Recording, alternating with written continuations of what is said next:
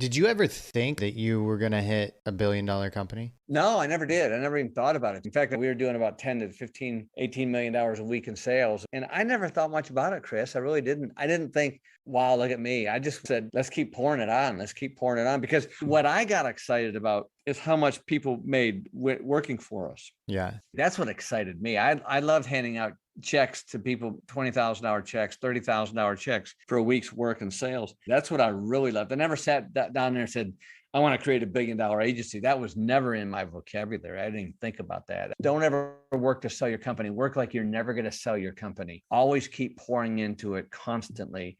Don't look left. Don't look right. Look straight ahead. Put the blinders on and always be pouring into that company like it's going to be there forever. We stand today. The Business Method. The Shadow. The Business Method. The Business Method Podcast. The Business Method Podcast featuring Chris Reynolds. Entrepreneurs' systems, methods, tools, and tactics.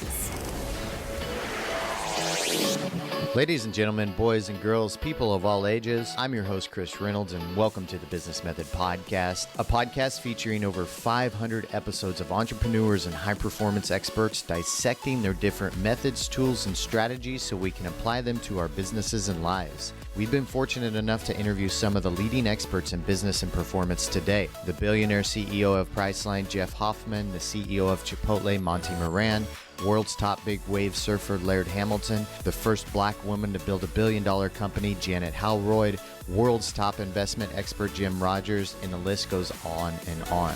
All of these guests you can find on the podcast backlog using Apple, Spotify, YouTube, Google, and any podcast app you prefer.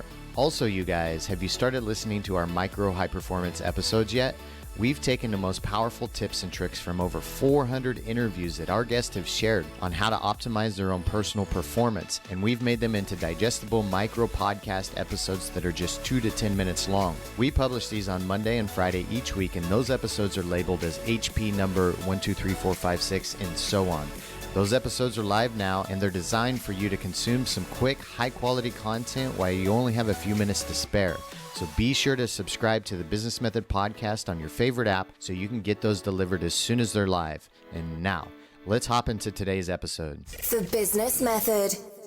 Hey listeners, real quick before we get started, I wanted to tell you about our trips and adventures for entrepreneurs. We have live events in different locations around the world, luxury trips to the Caribbean, adventurous trips to knock off your bucket list, and of course some private business events as well. If you're an entrepreneur, we'd love to have you join us. Make sure to subscribe to our newsletter at thebusinessmethod.com to stay updated. And for those established entrepreneurs out there that want to be involved in a community that is curated specifically for seasoned business minds, then we have a group for you. Inside this group, we have private live events in different locations around the world specifically for our members. We get those members in a place where they can connect, collaborate, and grow their companies faster just by being around one another. We also organize private podcast viewings and Q&A sessions with some of the world's top entrepreneurs, like Jim Rogers, Alex Hormozi, the CEO of Chipotle, the marketing mind behind GoPro. And as a member of our group, you'll get to hop on calls with our podcast guests regularly to ask them any questions you want. And the last benefit is access to private world-class masterminds that are specifically curated for whatever challenges you're going through at the time.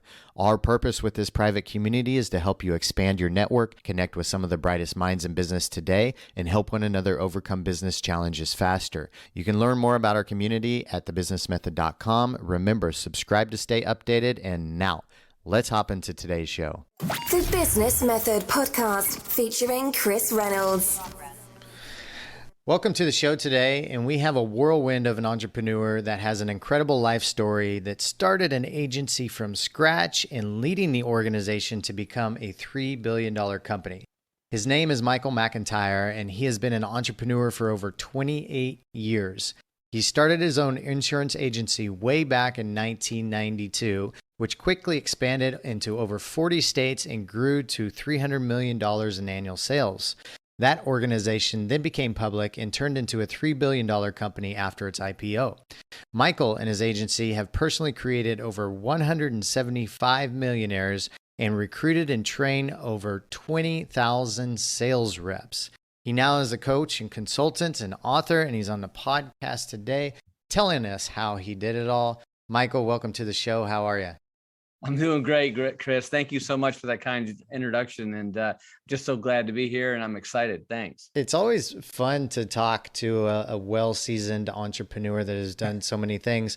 1992, I was 12.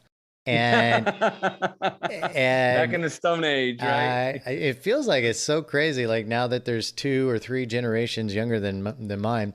But how old were you in 1992? Oh my gosh! Now you got to make me think here. Yeah. I guess I was 30 years old, 31 years old. Okay, gotcha. Yeah. And had you have any previous entrepreneur experience before that?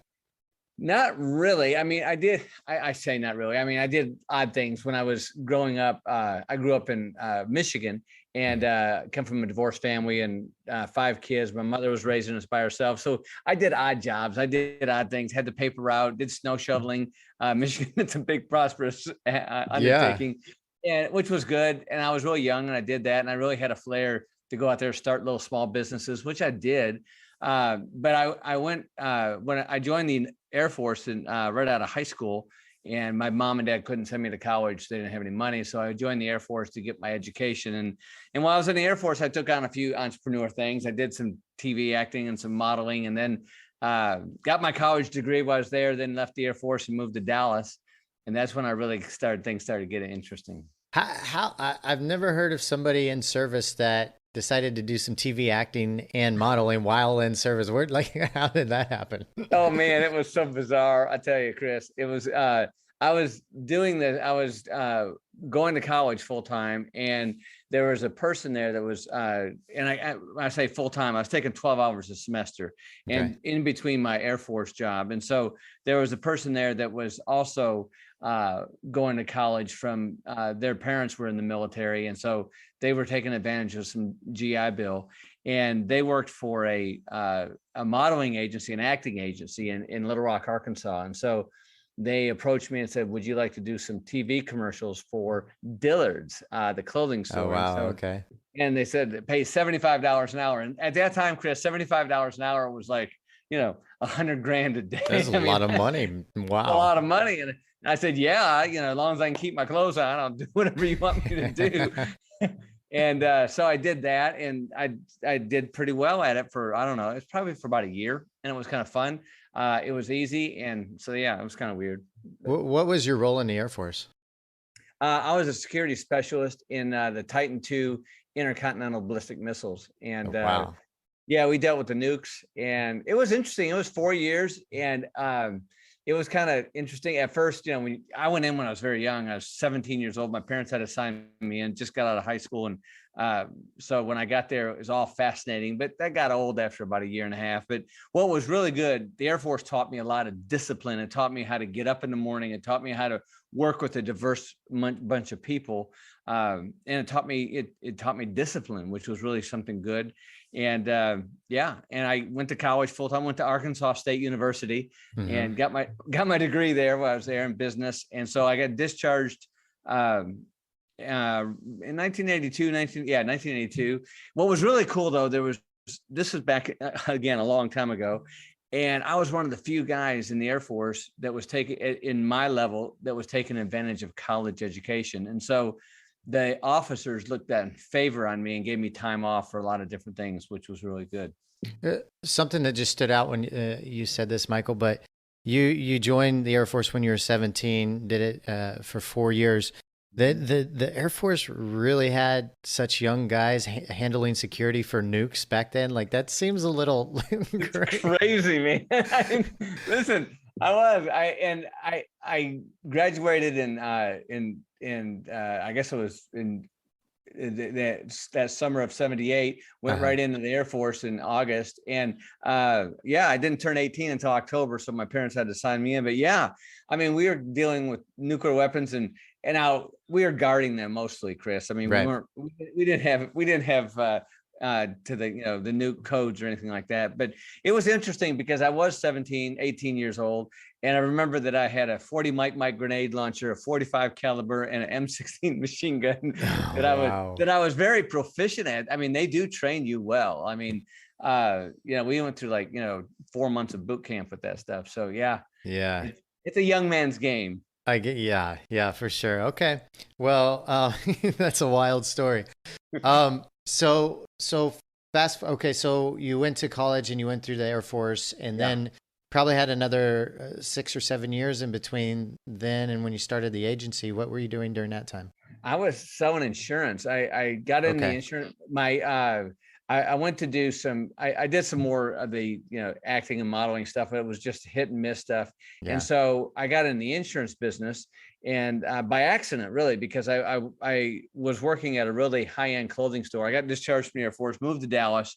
I love Dallas. My uncle had moved here. And so I came and visited while I was in the Air Force and I fell in love with the city. And so I was working at a high-end men's clothing store selling these Brioni suits that were like $4,000 each. And these guys came in and they said, "Hey, you look like you could sell insurance." I said, "Yeah, I bet I could." And so they said, "Why don't you come out here and try and anything to get out of it, selling clothes." And Uh-huh. so I went out and I got my insurance license. In 90 days, I'm out selling insurance. And I'll never forget it, Chris. My first check, I was running appointments for this company and these leads. And I was out in West Texas and I made like $6,480, which is more than I had made the whole previous year in the Air Force on my W-2. Wow. And I knew at that point, man, this is where I need to be. I was like black tar heroin, man. I'm on this insurance gig. And so, yeah, I just knew it was a natural for me. And I was good at it. And I really enjoyed it. Were you selling door to door back then? No, we had it had a really nice system. Okay. I was really blessed. We had a lead system, and they actually set our appointments. And so we were Oh, selling nice. we were selling estate planning at life insurance and to the senior market, and it was really good. I was really young. I was 23 years old. I guess it was 22 years old. I just got my insurance license, got discharged from the Air Force, and I was on fire, and I won all the awards that year. I never forget. And the Christmas party, I won a brand new car. I won a Rolex watch and $5,000 cash. And I had no idea I was that Wow. good until some of the old timers came up to me and said, "Man, how are you doing this?" I said, "I don't know. I just work." I think I took that Midwestern work ethic and that Air Force experience and just went out there and worked, and I did. And I broke all the records, and it was just it was a natural fit for me, Chris, to be in sales and doing that. And I loved it. And I did that for, I guess, I don't know, about 3 years. The company changed up. And so I went with another company, got into health insurance business and did really well in that. And then decided to start my own agency. And that's when I started my own agency. And as I say, from that, the rest is history. But there's a lot in between in there, of course. What do you think set you apart from the rest of the sales agents? Because I've done sales. I was in sales with mortgages and with real estate, and I was decent at sales. I was above average, but there was always, it seemed like a few people at the top that became the best and the recruiters. Yeah. And they just have a natural instinct to them, I think. What do you think that is for you that set you above the rest? It's a great question. I think, people ask me that a lot. And especially when you start making money, they always want to know what the secret is. What do you do? And it's real simple. There's a couple of explanations. First of all, the obvious one is perseverance, right? Okay. You've got to be able to persevere because rejection's going to happen in sales, as you know. And look, rejection sucks. There's just no way around it. I don't care if it's in a relationship, if it's in a marriage, if it's in a business opportunity, if it's in sales. When people say no or they don't want to see you, it's a rejection process, and nobody likes that. Mm-hmm. But you have to get yourself ready for that. You have to kind of, get the rhino skin, so to speak. You got to be thick-skinned on that. You've got to be able to deal with that. That's one thing. The other thing is persevere. Don't quit. I had a manager tell me early on, said, "McIntyre, whatever you do, you can quit all you want. You can quit every day. You can quit every night. You can quit every morning, quit every afternoon. Just don't tell anybody that you quit." Okay. And because in sales, as you know, I was on straight commission, and it's it's not for the faint-hearted. Right. And so you might get discouraged and you might want to quit and, cuss out everybody, the universe, but then, hey, don't tell anybody, just get it out of your system. I call it throwing up. Take 10 minutes to throw up and then get back after it. Right. Yeah. Then you feel better about yourself.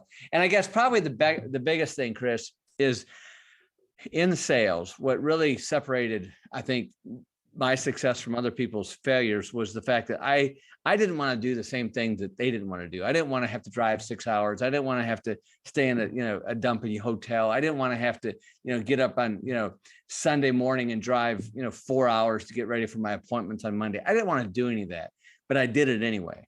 Yeah. And that's, I think, the simplest thing in it. Yes, you need to be able to communicate. Yes, you need to be able to have personality. I used to tell when we used to recruit salespeople, I said, listen, if you don't have a personality, son, you better rent one.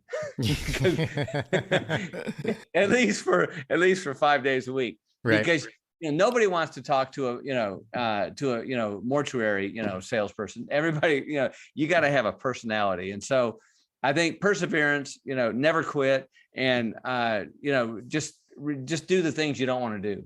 Right. So we're in 1992, and you decide were you just doing so well you decided to start your own agency? Partly, and yeah. So my father-in-law had died suddenly in 1992, and it was really difficult for my wife and I. And I was very close to. He was kind of a mentor to me, Okay. and it was a sudden death, and it was really dramatic and very difficult. But so I decided to start my own company. And just because I needed to make a living, and the industry had changed from the health insurance and life insurance.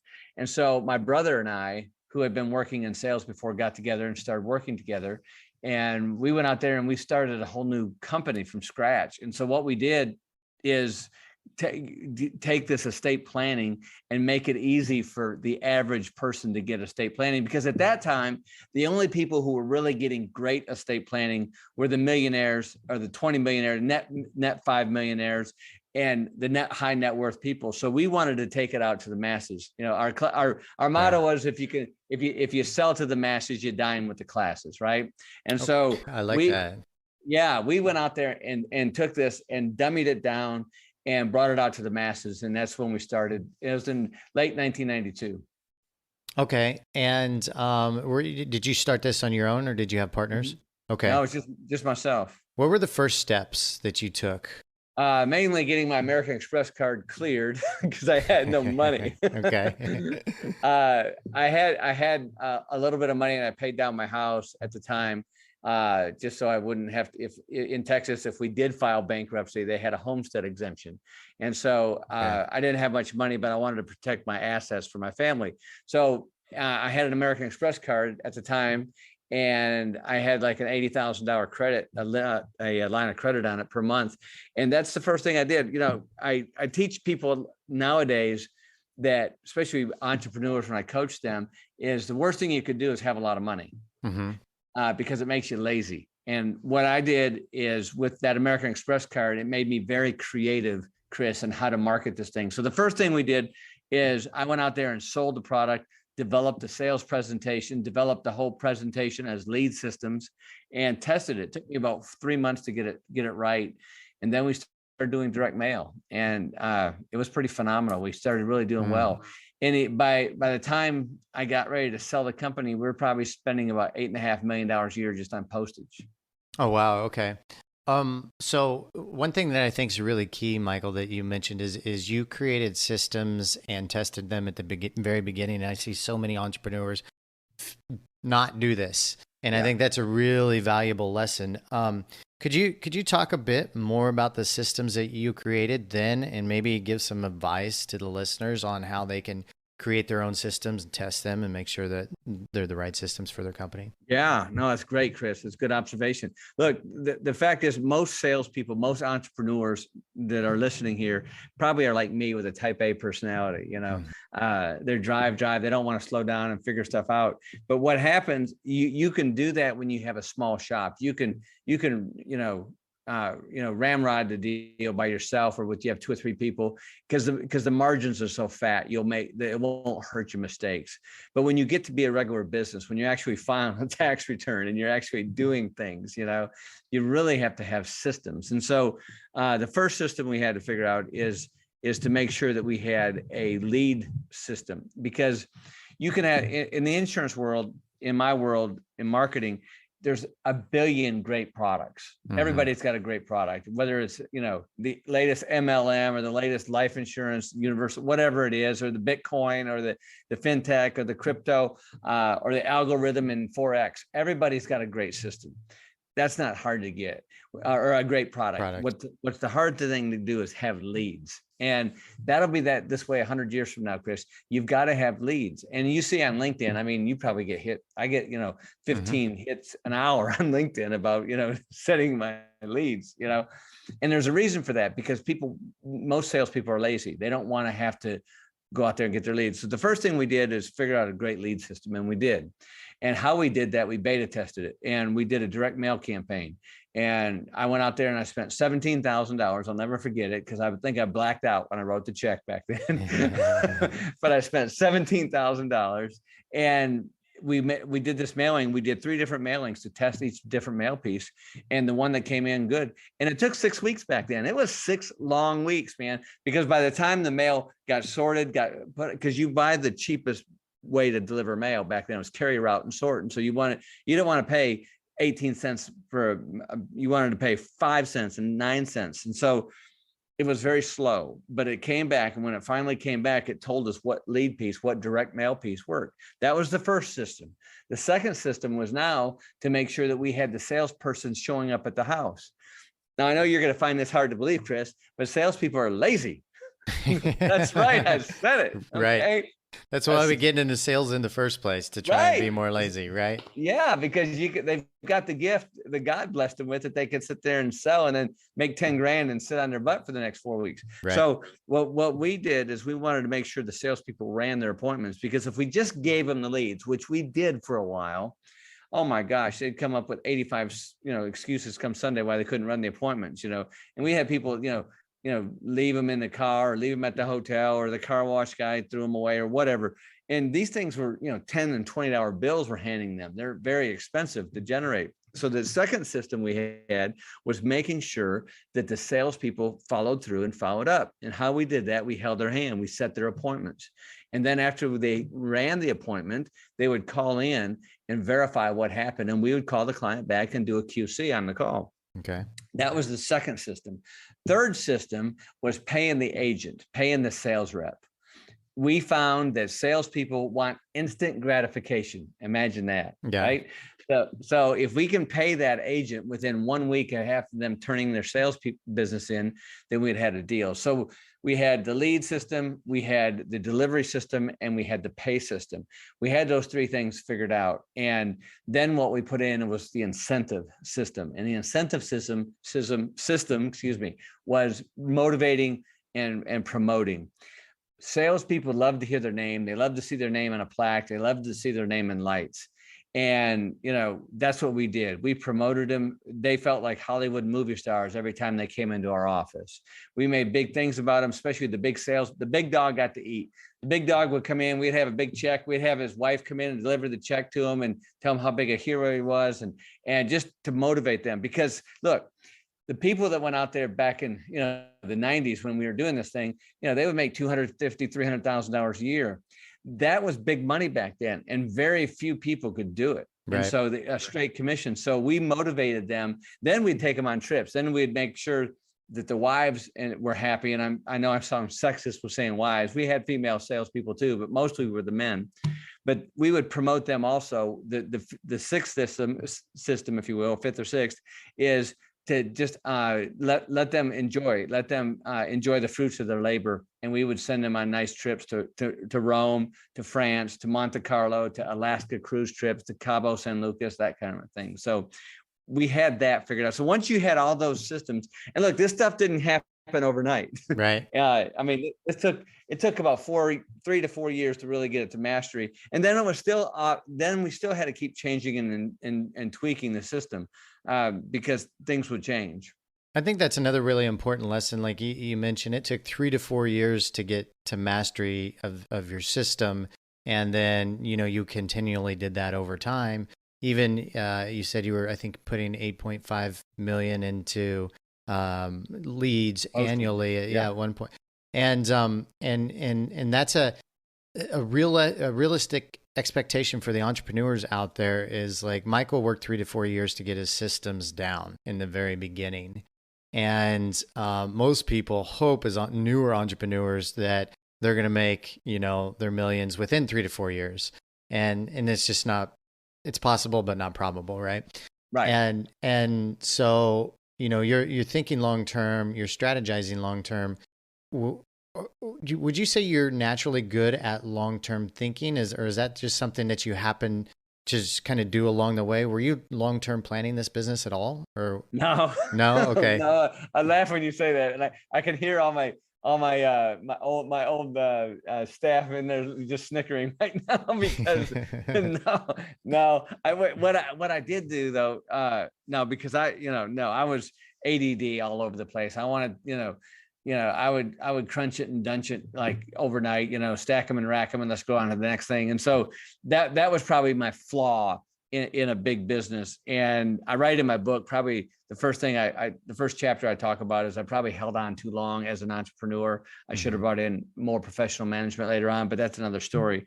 But no, what I did, what I was blessed with, Chris, is knowing that my limitations are what they are. I'm an expert at motivating. I'm an expert at coaching. I'm an expert at sales, inspirational and making it rain. I'm a rainmaker. What I'm not good at is troughing that rain. What I'm not good at is setting up forecast and setting up, vast systems. I couldn't run the computer. I mean, and they wouldn't give me the checkbook because I would screw it up before dark. I knew what I was good at. And so I surrounded myself with people. I hired a bunch of MBAs, even hired a PhD, and I had a really good staff. We ended up with some really great staff, and we had, 40, 50 people in the home office, and I paid them well too. I did. I tied I gave them good salaries, but I also tied them to the profitability of the company, which I think was really good. And with that, they would do a lot of forecasting. Now we would have arguments about the forecasting because I always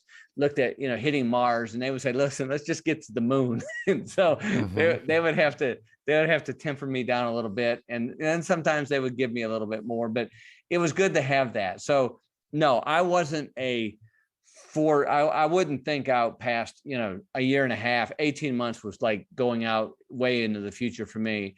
But they would plan out things 5 to 10 years down the road, which was really beneficial. Okay. When you're like that, because I think a lot of entrepreneurs do want to aim for Mars and then have a team that shoots for the moon. And I think that's a great combination to have. But how do you manage that as a boss and as a leader? Because, it would be easy to say, oh, my team's not dreaming as big as I do. Maybe we should get somebody else on the team, sort of thing. Yeah, no, it's good. Yeah. So my whole theory on that was always keep my aces in their places. Right. Okay. And listen, I was a visionary. I was the entrepreneur. I was the motivator. I was that person. And we can only have one of those. You can't have two number ones because it just doesn't work, right? So, but then you need to have a COO. You need to have a CFO. You need to have these people in place that are going to really help mold this and do the right thing. And look, it was we would get into some heated arguments, and I love that they had passion like that because they cared about the business. Yeah. If they were always just yes men, then I wouldn't need them. I don't want that. I wanted people that would rebuke me, that would also call me out and say, McIntyre, you're wrong in this, and here's why. And I would mostly succumb to that. I really would, because I knew what I could do. They were flabbergasted when I would say, listen, we're going to go out there and, we're going to hit, $400 million in sales this year, when nobody else in the industry had done that. And then not only do we hit 400 million, but we beat it by 20%. They were like, they couldn't believe that. But so they had a respect for me in that short-term deal. And I had a respect for them in what position where they are in. So I always felt and I guess it was maybe as a God-given ability just to look at people and put the aces in their places of where they belong and leave them alone. And that's probably in the early days, Chris, I was very immature and I would come in and do the hokey pokey and I'd mess everything up. So I learned after a few people tendered their resignation, I said, okay, I've got to let them do what they are to do. I'm paying them well. I need to let them be who they are. And that's one thing I coach a lot of people on is, let your big dogs eat. Don't take it away from them. Don't take their bowl from them. Okay. What are some of the things you look for, Michael, when you said you put your aces in their places and let them roll with it? But you said you're good at picking out where people belong. What are the little things that you look for in a person to ensure that they're going to the right place or going to have the right position in the company? Yeah, it's a good question, man. You're a good interviewer, Chris. I like this interview. This is so fun. Thanks, man. After 500 or so, you pick up a couple skills. Amen. I get it. Yeah. So when I'm hiring somebody at that level, here's what the first thing I'm looking for is tragedy. I want somebody that's had some tragedy in their life. I want somebody that's had, maybe a divorce. Maybe they come out, maybe they're, 3 years in AA. Maybe they've experienced death of a loved one. Maybe they filed bankruptcy. Maybe they've had something happen that's been tragic. And I found that person always in a C-level because I want to have somebody that's around, because in our business, in my business, we were running at, we were running optimal. We were running at, full tilt. And I like to say that I was fortunate to have a couple of jets, and we'd be flying down the runway trying to tape the wing on.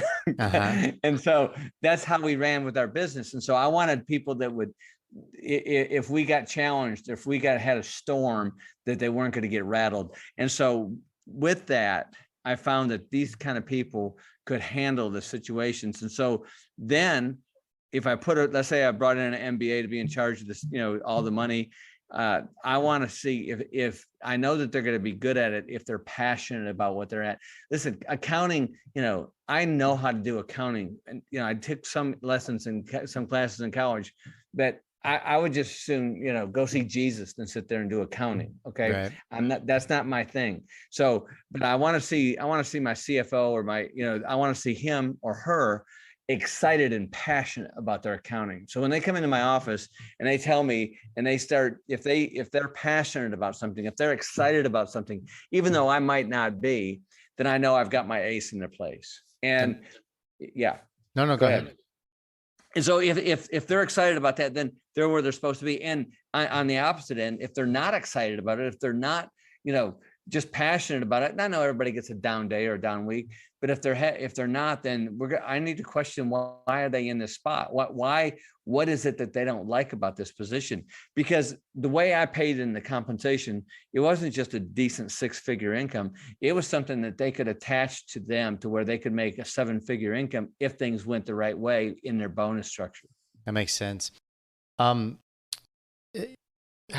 you started in 1992. What year was it, Michael, when you exited the agency? I sold the company in 2007, and it was like a 3-month process into 2008. Okay, so we have about 16 years there or so? It seemed like it was longer. 17.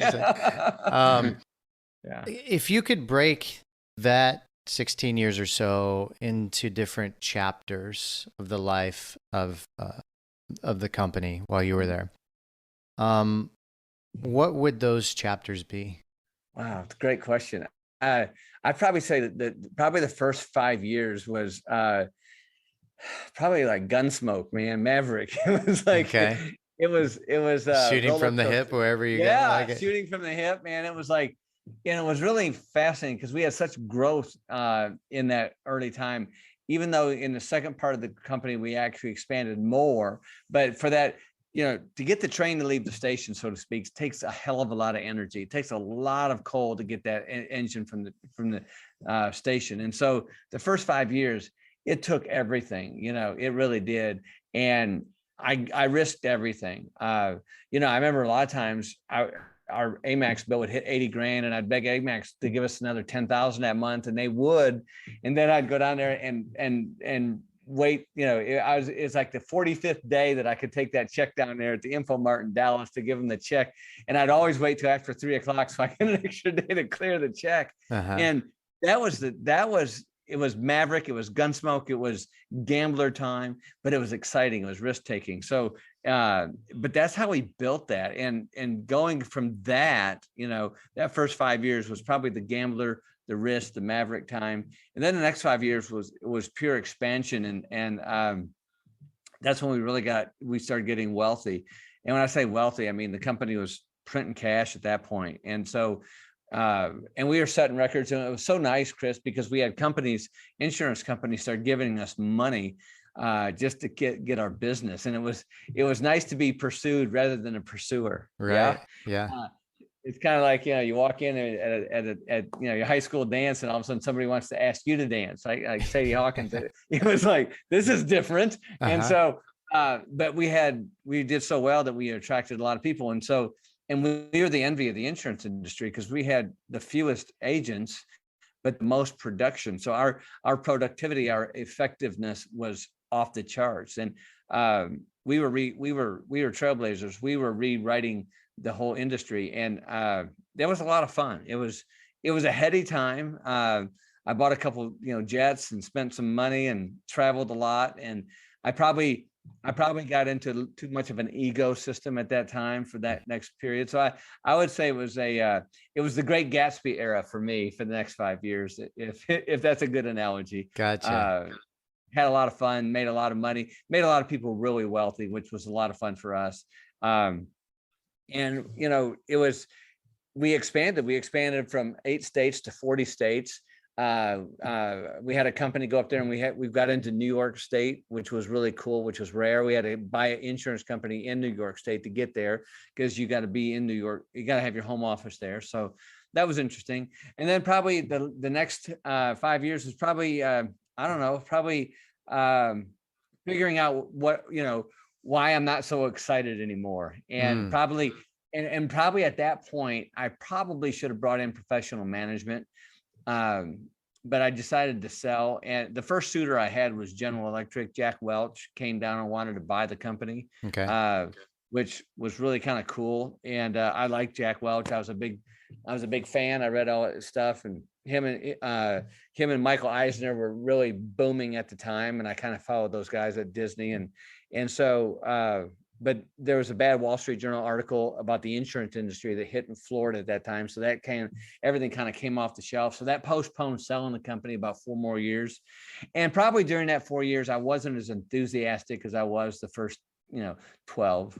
So probably the last chapter would probably be the exit strategy. I was getting to where I was getting tired. The insurance industry is highly regulated. It's a great industry. It's fun. But I was probably out there saying, it's time to move on to something next. Yeah. What do you think it was? I think you said in chapter 3, you felt like you kind of lost the flair for the company. You think you were just ready for something new? I think so. I think I was probably at the boredom point. My pockets were full. The money was great. And it's probably the worst thing. Like I said, I probably would have been better to bring in a professional manager, brought in a Wharton guy and said, okay, here, why don't I just, be on the, I'll be on the board. I'll be the chairman of the board, and I'm going to go out and start a couple other deals. And that's probably what I should have did. But every time I looked to do that, it was hard to give up your baby. It just was, Chris, and I think that's one of the faults when I coach people now that they're at that place, they made a couple $100 million, or they got their $10 million or whatever their number is to make them feel better about themselves. I say, okay, either let's sell this thing out, or let's put somebody in place and let you go, do what is it that you want to do now? Because I think as entrepreneurs, we constantly have that burning desire to what's next. Yeah. Was for me anyway. Like I'm doing all kinds of things now, which I really love to do. And people ask me always, do I miss the insurance business? And I say, no, I love coaching the insurance business. I like consulting it, but no, I did my run, and it was a great run, and we set records, and we got names in the Hall of Fame, and I'm happy with that. Do you consult just people in the insurance business or all different types of business? No, all different types. In fact, the insurance business is probably the least I do. Okay. And I don't know why. Maybe, maybe they don't want to work as hard as I did. I don't know. But I do all kinds. I do mostly entrepreneurs. People that have anywhere from 5 million to $100 million in revenue a year. I do some startups, but very few, and I do a lot of C-level. I like C-level, and I like the entrepreneurs is where my blood's at, though. So let's go back to those chapters of running your agency. We had Gunsmoke, then we had Great Gatsby, then we had what we call kind of an exit strategy, kind of looking for looking for the door, ready for the next thing, sort of thing. Yeah. What do you think were the biggest mistakes in each chapter for you? Oh gosh. We'll start with Gunsmoke. Yeah. Gosh, probably bringing too much family in the first couple of years. I'd probably bring too many family members into the business and I always, I came from a very modest background and I wanted everybody to be rich. Right. And, I wanted them to be rich like me. And so I would probably want to have that. And I shared too much. Yeah. And I think when you do that, shared too much financially or shared too much financial money and positions. Yeah. And I think, and that was probably just because, I didn't grow up with money and I didn't have the pedigree for that. We didn't go to, Wharton Law School or business school or NYU. So I wanted them to experience what I experienced. And so that was probably one of my biggest mistakes I think I made, sharing too much because I didn't have that pedigree or that mentorship that I really needed to handle. That was first generation money and that was difficult. Yeah. Okay. So maybe getting a mentor at that level that has walked that path to kind of guide you along the way would be a good option. Yeah, totally. Yeah, that'd have been a huge benefit. Yeah. Okay, cool. So we'll go into Great Gatsby. It's Gatsby or Gapsy? I don't know. Gatsby. I think it's Great Gatsby. Yeah. Yeah. Leonardo, whatever that guy's name, did the latest one, which was kind of good. Yeah. It was good. Yeah. DiCaprio. Leonardo DiCaprio. Yeah. Biggest mistakes during that time? Oh, spent too much money. Gosh, I wanted my own jet and I went out and bought one. I chartered a couple of jets and I went out and bought one. Then I bought another one. And thought I was going to be a aviation tycoon. and I spent $6 million one day on a plane. Didn't tell my wife that, that didn't go good. Oh, wow. Yeah. And so I think that made a mistake. And, so if I could go back to then, I'd have probably just, chartered and leased, instead of doing that. But, you just do stupid things. I mean, I was in my 30s, making, tens of millions of dollars a year. And so you just do some stupid things. But I came out okay because of, the tax benefits of being able to write things down. But I think that's probably one of them. I spent too much. And then probably the other thing was I probably didn't let go enough. Let the managers do what they really wanted to do. I think one of the biggest things, the insecurities a lot of entrepreneurs have is losing control. And I think they feel that they're going to lose control, but it's not true. And all they have to do is let the people do their job. And I think that's probably, I should have done more than that during that period of time. Okay. So then we move into exit strategy.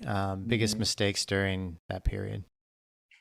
Gosh, I would say mostly getting bored and then going, and not getting that fire refreshed. I think really if I could go back in time and say, okay, I should have stuck it out a little bit longer, maybe did it differently. One of a wise man taught me, one of my mentors, he said, listen, whatever you do, don't ever work to sell your company. Work like you're never going to sell your company.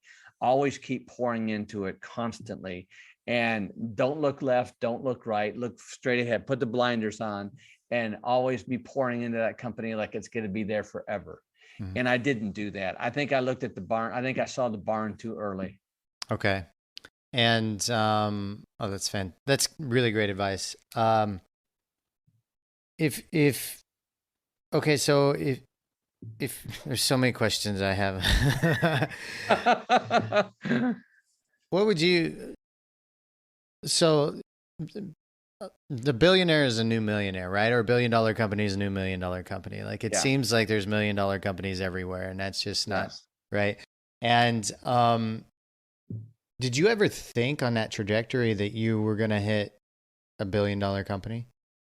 No, I never did. I never even thought about it, to be honest with you. In fact, I didn't even figure it out until later and added it all up, but I didn't. No, I didn't. In fact, I remember during the building phase and into the Gatsby phase, I remember quite often, we were doing about 10 to 15, $18 million a week in sales, and we were setting records. And I never thought much about it, Chris. I really didn't. I didn't think, wow, look at me. I just said, let's keep pouring it on. Let's keep pouring it on. Because what I got excited about is how much people made working for us. Yeah. And watching these salespeople get wealthy. That's what excited me. I loved handing out, checks to people, $20,000 checks, $30,000 checks for a week's work in sales. And that's what got me excited. That's what I really loved. I never sat down there and said, I want to create $1 billion agency. That was never in my vocabulary. I didn't even think about that. That wasn't there, What was that then the prime motivation of helping other people become successful? Mm-hmm. Yeah. Yeah, I love that. Yeah, we created 175 millionaires in our company, and Wow. and I really enjoyed that because it was life changing for them. I knew how much money changed my life, and how it affected generations, and it was generational wealth I created, and I wanted that for other people. I wanted them to be able to have that, and this is before I became a Christian later in life, but this was before then. But I still like to have giving of that and giving those people that opportunity. I love building the platform, Chris, for people to get up there that we're going to be, maybe a misfit anywhere else, and they could come in and be a star with our company. Right. Starting, like, knowing what you know now, starting over, you probably get asked this question, but it's worth asking again. Knowing what you know now, and say you were starting from zero, would you go into the insurance agency business? What business would you go into? Yeah, I mean, today, when I coach these entrepreneurs, I said, man, you've got it so made. I'm so envious of you all. To be 30 years old and have the opportunities these 30-year-olds have is just, Chris, it's incredible. Right. It's never been more easier, more lucrative, more fast-paced ever to make $1 million, to make $1 billion ever in the history of our time, in my opinion. But they go about it the wrong way so often, because all they're looking at is the glitz and glam. They're not looking at the grind. So like when I do get a 30-something in here, that's got his business is struggling, trying to figure it out. And if they submit to the process, and I say that, they've got to submit to the process. One of the things is they're already good. They're already, they're Tom Brady in the making. But they think they're already Tom Brady. And that's what they've got to say, okay, let me check my ego here so I can cash a check. Yeah. Right. And so, but I love finding those guys and gals out there that get it and say, okay, I'm going to submit to the process under a master. And when you submit under the master, then you can really go, because it's so easy to make money nowadays. It's just amazing. It's kind of a lost art, isn't it? I mean, those are controversial words of themselves. Submit to a master these days, it seems like. But what's that book that talks about? I think Paulo Coelho wrote it. I think I know what you're talking about. The Alchemist. Yes. And there's also another one about like 7 principles of getting rich that were written and around, they were written later, but it was about the time, like pre 1700 in Arabia, right? Yeah. And it was common for a apprentice or a young person to get a master to learn a trade. That's right. And their job, the most successful ones, learn the trade. And then, and they did that with a very open mind for a really long time. Right. Yeah. And I've done coaching and consulting before too. And it seems like 1 out of 10 clients will be really great at listening to keeping an master. open mind and listening to the master, right? Exactly. Right. Exactly.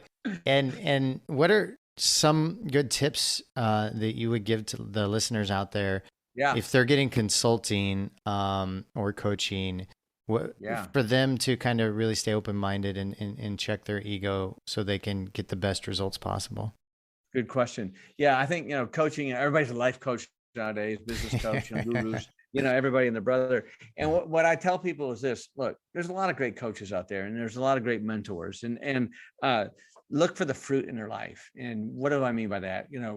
What have they been successful at, right? Mhm. Do they have a successful marriage?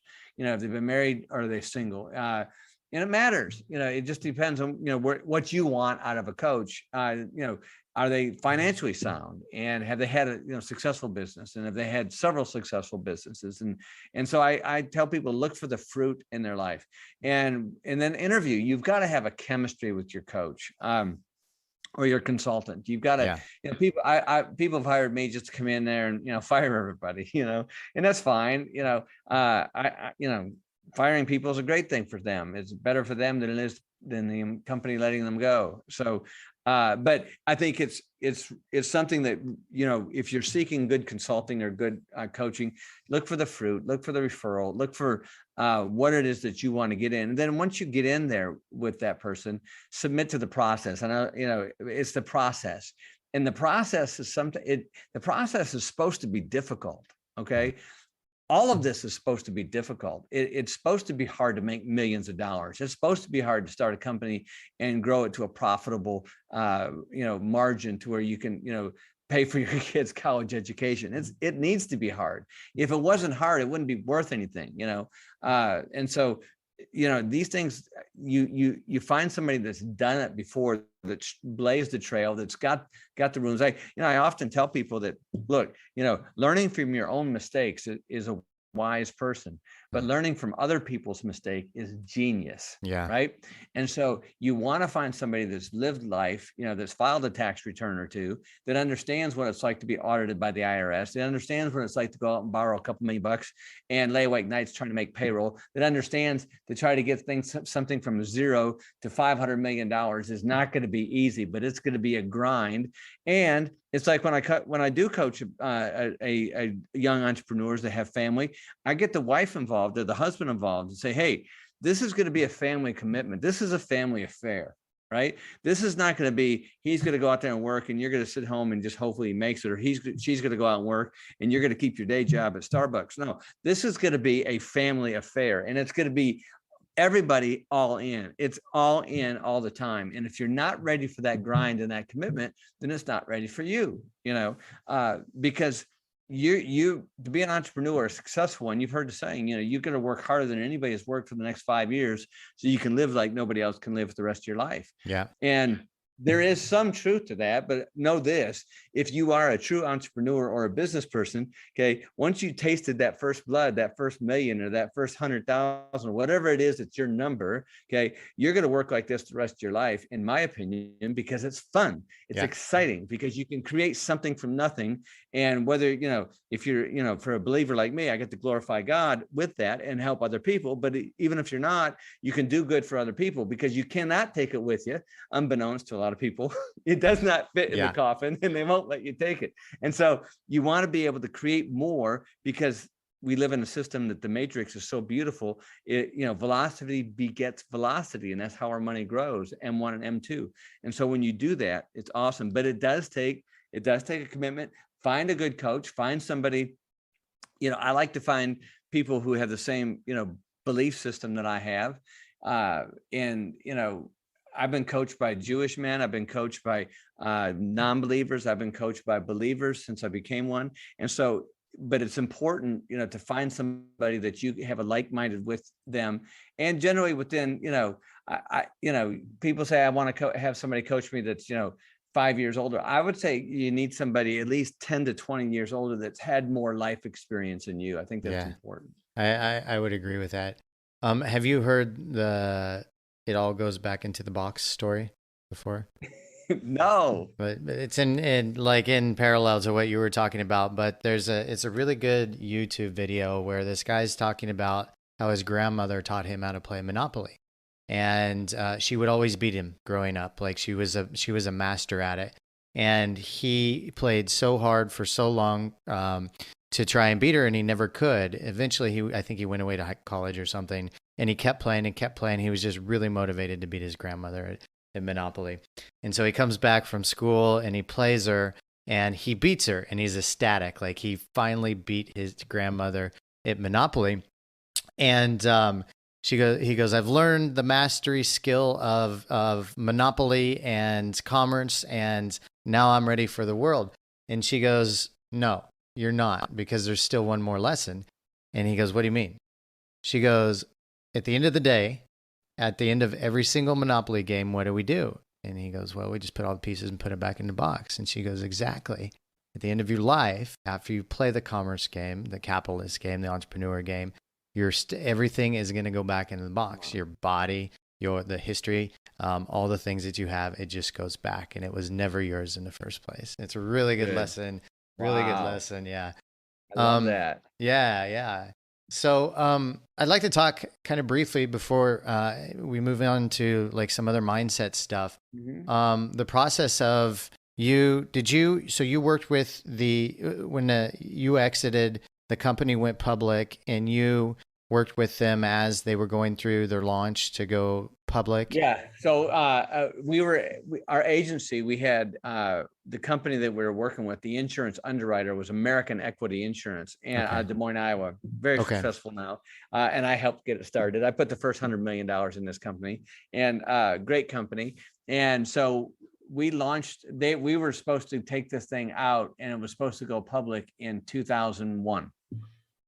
And obviously we were all down in New York on September 9th. And I left. I just had to come back from Hawaii, and I was tired. I had my kids with me. And so we flew back to Dallas, and the companies, all the company and the attorneys and all that stuff, they were there. They weren't going to launch it that week, but it was, we were going to launch it by the end of 2001 or 2002. Obviously it got delayed. And then American Equity IPO'd in 2003. Okay. And yeah, we were instrumental in that. I got to be on the floor in New York City, and that was kind of cool and kind of fun. And that was all good. Made lots of money, which was all good. And watching that whole process was very humbling and very fun. And I watched, it's a lot of work. It was probably more work back then maybe than it is now. I don't know. But the company's done real well since then. But and so then I started in 2006. I started looking for suitors after GE pulled out of their offer. I started looking for other suitors, and I found a couple and put the deal together. It took about 3 months to finalize it, and then it was a 2-year payout. Okay, that makes sense. And did you go immediately into consulting coaching, or what'd you do? Yeah. The first year I was kind of depressed, to be honest with you. I hear that a lot, right? I mean, the fantasy of going to the beach all the time and hanging out and drinking scotch and smoking cigars. That was all I did. Some of that, which I enjoy, a good scotch and a good cigar. But I didn't just go to the beach right away and hang out. It was kind of, everything came to a screeching halt. It was kind of like, you're running at 100 miles an hour for 17 years, and all of a sudden it stops. It's kind of a weird thing to have happen. And so it took me about a year to get adjusted and get my sea legs back in order. And and I had a pretty good transformation during that period of time, which was really a lot of fun and good. And then I started doing consulting and started doing coaching, and from the strangest places that came. And I wasn't really looking for it. It just happened. Mm-hmm. Okay. Makes sense. Somebody approach you and they're like, hey, would you? Yeah. In fact, I'd have these small companies, say, hey, listen, I saw that, you came in and doing some business over here. We'd love to talk to you about, we're struggling. We're trying to figure this thing out. And, how much do you charge? And at first I didn't charge them anything, because I thought, this is, why should I charge you? And this is like, me, waking up in the morning. This is easy. Yeah. But then what I found out, Chris, is real soon is if I didn't charge people money, they didn't do it. They didn't take it seriously. I would show up at a meeting and they would be 30 minutes late. Well, I said, this is BS. I'm not playing that game. Mhm. So I started charging them money, and guess what? They showed up. They showed up. Man. Yeah. They showed up. The more they pay, quite often, the more accountable they are, right? Like, Amen. Amen. That's exactly right. The more you pay, the earlier you show up. Yeah. Yeah. It was funny how that worked. And they actually followed my advice and my assignments. And some of them, did extremely well. I had one company get to $500 million in revenue in 2 years. Yeah. It was really, really awesome. So you talk about poverty mindset a lot, Mm-hmm. and it's a thing that plagues us, and it can for our entire lives, whether we know it or not. And I think that's why a lot of people, do get to a point when they make a significant amount of money, then they spend it, I don't want to say irresponsibly, but irrationally, maybe. I don't know, maybe that's a better word. And so it kind of haunts us unless we work on those internal programmings around poverty mindset. So what are some tips for the listeners, Michael, that you could give them around overcoming and changing their mindset? Yeah. It's a great question. And I think there is a lot of, I do a lot of work with some churches and stuff, and there's a big poverty mindset in the church, believe it or not. But I always say, look, the Good Samaritan wouldn't been famous if it weren't for money, right? They had to have money. And so money is important. And a lot of people, especially believers or in the church, or even, they think that that's not really should be a big deal. And I just don't believe that. I think, when people say I can't afford it, that's a negative mindset. Right. My mother taught me early on is to say positive affirmations. One of my affirmations when I was 12 years old, 13 years old, or 14 was like, the only difference between me and a millionaire is while he's working on a second million, I'm working on my first. I like that. And I would say that constantly, every day. I would always, the more I give, the more I receive. The more I'm willing to let large amounts of money make my life be easy. These are positive affirmations. Pew Research said that 87% of our self-talk is negative. Right. Yeah. I'm too fat, I'm too old, I'm too ugly, I'm too skinny, I'm too bald, I'm too hairy, I'm too poor. I have, I don't have a college degree, or, I have no friends, or my car's like, we keep saying these things, about ourselves constantly, day in and day out, until we start believing it. And so it's really important that we put positive things in, garbage in, garbage out. So how, if you don't have friends, and let me just speak to the audience out there, if you don't have friends that are speaking positive life over you, if they're not telling you how good you are and how great you can be, and that your dreams are amazing, if they're not supporting you in that, then brothers and sisters, find new friends. Okay. Yeah. You cannot soar with the eagles if you're flocking with the turkeys, man. Uh-huh. Get away from those people. You only have a few people to be around you, and you're really good, close friends, really good, close ones that won't judge you for making mistakes, but will support you in your efforts to get to where you want to be. So I always tell people, choose the people, your friends and the books that you read are the things that are going to make a difference for you in the next 5 years. Mm-hmm. And you find positive books. I like true stories. I do. I like motivational books. I love Jack Welch books, Straight from the Gut. It's a masterpiece.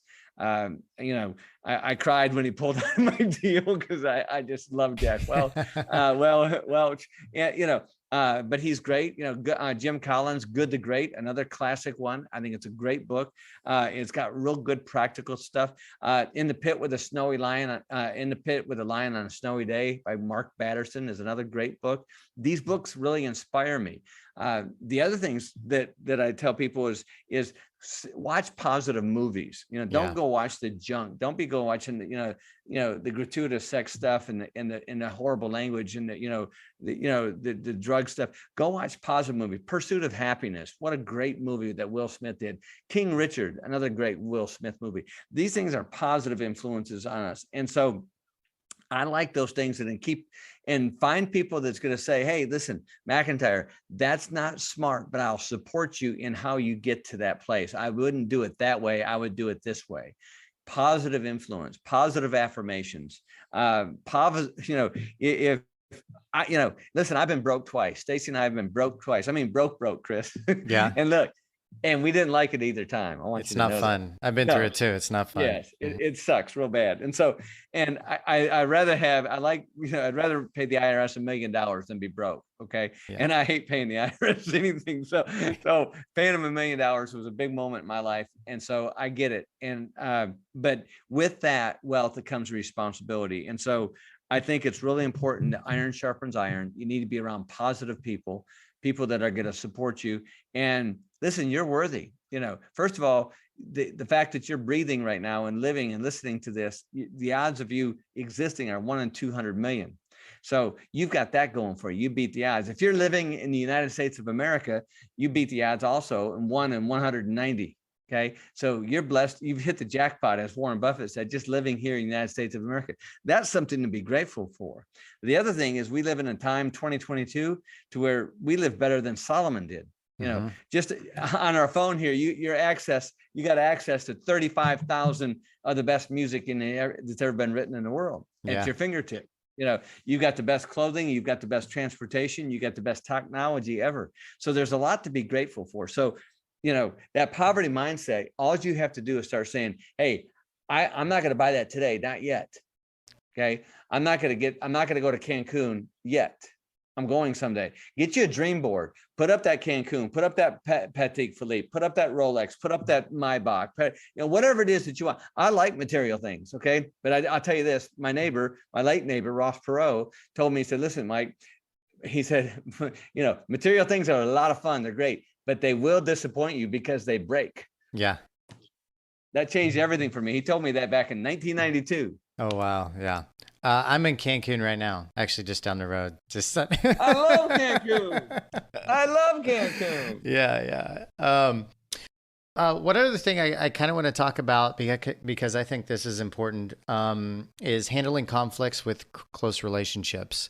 And I think it's important to build any size of business, but also manage your life with your family and your friends and those close friends that you attract or get rid of. And do you know who Chris Voss is? I do not. He wrote the book Never Split the Difference. Oh, wow. I like that title. Yeah, and he was the FBI's lead international negotiator, hostage negotiator for 20 years. And he talked, this I'm leading up to something, but he was talking about instead of PTSD, you have PTS growth, right? And so whatever traumatic experience you had in your life, there's also an incredible growth opportunity on the backside of it if you bring yourself up. Now, one of the things I liked about him is because as a negotiator, you have to handle some of the most difficult, conflicting conversations in the world. And if you can move through those, the growth through that is really important. And I know you talk about this a lot too, handling conflicts within close relationships. What's your strategy when a conflict comes up with either somebody in your family or in a company on how to move forward with that? Great question. Yeah. In my company, I'll refer to that first. In my company, it was always, it was funny. I learned this early on because it got real boring with hearing how everybody, was PO'd about somebody else and what they did or allegedly did. Right. So, somebody come in with their hair on fire because, Jane, knocked over their computer and, kicked him in the head or something stupid. Right. And so it was stupid to me because I really didn't, if I cared any less, I wouldn't care at all, but I knew that it mattered to them. Yeah. Right. And so they would bring this stuff to me. And I guess I just always had that.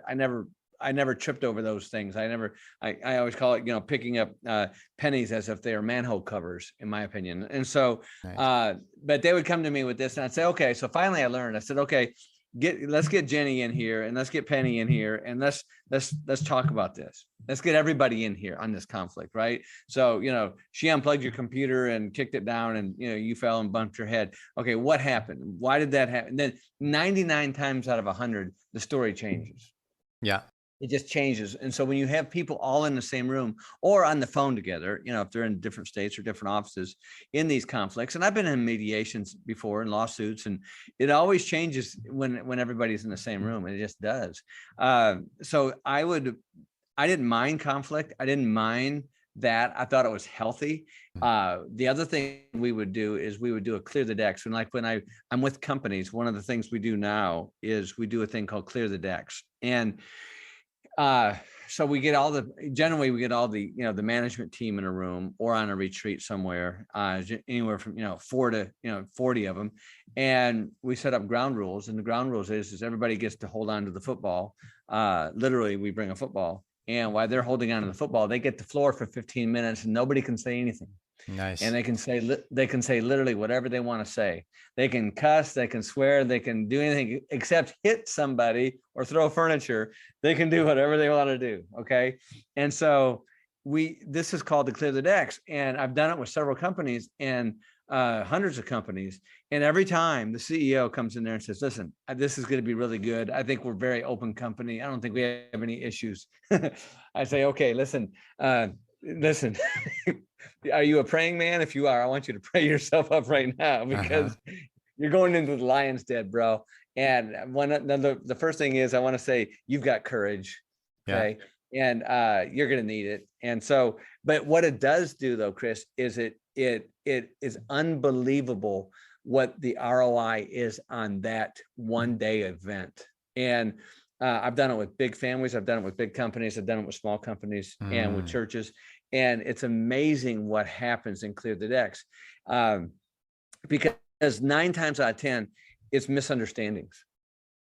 And the other thing it is people don't know where they're coming from. They didn't know that somebody, has had cancer in their family for the last 5 years and they've had to take care of them. They had to move in to their bedroom and deal with this stuff day in and day out. They just don't know because we're always trying to protect ourselves and we're always trying to be something we're not. Yeah. We're putting on the mask. So in that kind of conflict, I love working with companies in that aspect. And it's part of the consulting and coaching. But then when I had my company, just to deal with that conflict or deal with problems, I would just bring all the parties in. And unless it was me, if it was me having a problem with somebody, then what I would do is I'd bring a mediator in because I knew my ego was very fragile. And I say that, sincerely because I had to deal with rejection issues growing up. My parents got divorced. And so I knew that I had some issues and I didn't want to bring that into the market, into my business. And the main reason was because there's money involved. It mattered what I said. It mattered how I performed. It mattered how I treated people. And so I'd bring mediators in and I always didn't like the result or the outcome, but I had to grow up and understand that.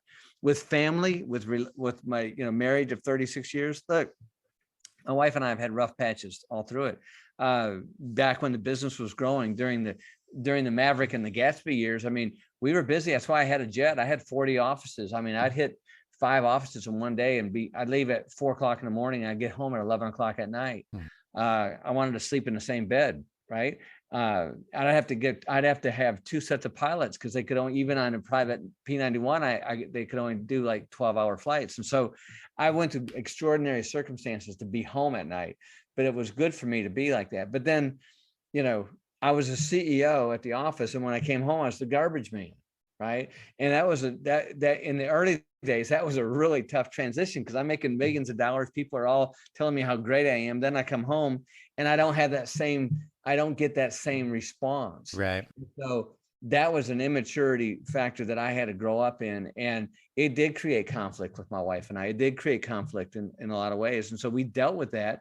And we dealt with it in many different ways. One of them was, it would finally have a knockdown, drag out fight, and they have our own version of Clear the Decks with a lot of tears and jeers. And so, but by the grace of God, I got through that period of time and I watched some other people and I did get some mentorship to deal with that because, when you come home, like as the Bible says that, you treat your wife as Jesus loved the church. And so it was a big transition for me to die and be sacrificial of that situation because I did work hard. I was very successful. Money did come in big, but I worked really hard. And so when I came home, I wanted that gratitude and that attitude, but it didn't always happen because there was 3 children here. We had 3 daughters. And so she had her own thing to do. And so I had to learn how to respect that and honor her in that process. And so we got through it by the grace of God, but it wasn't always easy. That's incredible. What I've really liked about you and your personality is that all of the things that you've done. And I've always been an optimist, a realistic optimist, that you're incredibly positive, and sometimes overly positive people get a bad rap, in any industry that they're in. But you're like a really great example of, that positivity really working, and how we can use that to change our lives, to grow our businesses, whether you're building a small company, a small business, an internet business, or just using that in your life. And I really appreciate that about you. Yeah. Thank you for the acknowledgement. Yeah. We're going to wrap up there, Michael. I think that's an incredible podcast. Before we finish, is there anything you would like to leave the listeners with? Any place we can find you to check out more about what you have going on? And anything else? I've got, my staff told me, make sure you show the book. Next Level Life. Yes. Next Level Life. Yeah. It's available at all bookstores and Amazon.com. And so also you can go to our website, of course, which is themichaelmcintyre.com, themichaelmcintyre.com. We've got our things there, and we've got coaching and consulting and all that stuff, and check it out. We've got Next Level Experience that we put on about 4 times a year, which is a live event, which is incredibly intense and amazing. And we have a lot of fun. We have major breakthroughs in that. Well, I always tell people, I guess the biggest thing I want to leave people is, look, don't be afraid to step out of the boat, biblically referenced. Don't be afraid to take a chance, because your biggest breakthroughs, your biggest opportunity is on the other side of that biggest fear. Yeah. And one of the things that holds most business people back, and I coach a lot of people to say, hey, I've got, a couple $1 million in my 401k. I want to cash it out and start a business. It's great, but I'm scared. I said, okay, that's great. It's good to be scared. Okay. But let's just not be stupid. Right? Scared's okay. And scared kind of prevents you from putting your hand on a hot stove. So let's avoid the hot stove and let's go down this. But sometimes they never pull the trigger because that fear overcomes them in that process, or they go the other way and be, totally irresponsible in that system. So what I like people to know is, look, everybody gets scared. Everybody gets into fear.